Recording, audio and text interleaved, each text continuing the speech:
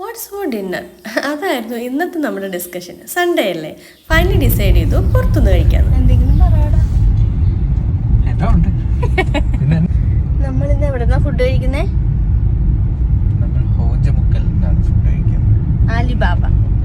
ആലിബാബയും 41 ഡിഷസും. അവിടുന്ന് നമ്മളിന്ന് ഡിന്നർ കഴിക്കും. നമ്മൾ മാത്രമല്ല, വല്യേട്ടനും ഉണ്ട്, ചേച്ചിയുണ്ട്. നമ്മളെത്തി. വീക്കെൻഡൊക്കെ കളർഫുള്ളാക്കാൻ ഡിന്നർ വെളിയിൽ നിന്ന് കഴിക്കാൻ ഞങ്ങൾക്ക് രണ്ടുപേർക്കും ഭയങ്കര ഇഷ്ടമാണ്. അങ്ങനെ അവരെ കാത്തിരുന്നു, കണ്ടില്ല. ഞങ്ങൾക്ക് രണ്ടുപേർക്ക് നന്നേ വിശന്നു. സോ നമ്മൾ ഫ്രഞ്ച് ഫ്രൈസിൽ സ്റ്റാർട്ട് ചെയ്തു കേട്ടോ.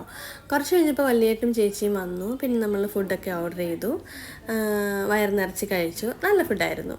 അപ്പോൾ കഴിച്ചു കഴിഞ്ഞ് നമ്മൾ നേരെ തിരിച്ചു പോരാമെന്നാണ് വിചാരിച്ചിരുന്നത്. ബട്ട് വയറ് ഓവർഫിൽഡ് ആയതുകൊണ്ട് തന്നെ നമുക്ക് ഒട്ടും അനങ്ങാൻ പറ്റാത്തൊരവസ്ഥയായിപ്പോയി. അപ്പോൾ നമ്മൾ വിചാരിച്ചു നല്ലൊരു അറ്റ്മോസ്ഫിയറാണ്, മഴയൊന്നുമില്ല. സോ കുറച്ച് നേരം അവിടെ നടന്ന് സംസാരിച്ച് കുറച്ച് ടൈം സ്പെൻഡ് ചെയ്തിട്ട് തിരിച്ചു പോരാമല്ലോ എന്ന് വിചാരിച്ചു.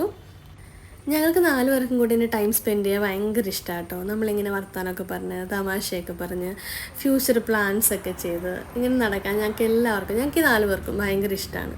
അതെനിക്ക് തോന്നുന്നു നമ്മളുടെ ആ ഒരു ഫാമിലി ബോണ്ടിങ്ങിനെ കുറച്ചുകൂടി ഒന്ന് സ്ട്രോങ് ആക്കാനായിട്ട് ഒന്ന് ഹെൽപ്പ് ചെയ്യുന്നൊരു കാര്യമായിട്ട് എനിക്ക് തോന്നിയിട്ടുണ്ട്.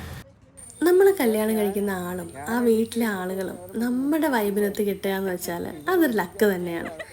എനിക്ക് തോന്നുന്നു ആ ഒരു കാര്യത്തിൽ ഞാൻ ഭയങ്കര ലക്കിയാണ്. നമ്മുടെ വൈബ് അല്ലെങ്കിൽ നമ്മുടെ വൈബിലേക്ക് ആക്കി എടുക്കുമല്ലോ, അതാണല്ലോ അല്ലേ.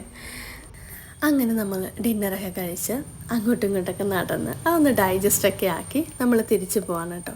അങ്ങനെ വല്യേട്ടനും ചേച്ചിയും കൂടെ ഫസ്റ്റ് പോയി, നമ്മൾ പുറകെ പോവാണ്.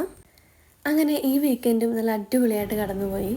രണ്ടുപേർക്കും നല്ല ഉറക്കം വരുന്നുണ്ട്. അവൻ കോട്ട് വയിട്ട് തുടങ്ങി. So stay tuned for the next video. Tata, bye bye.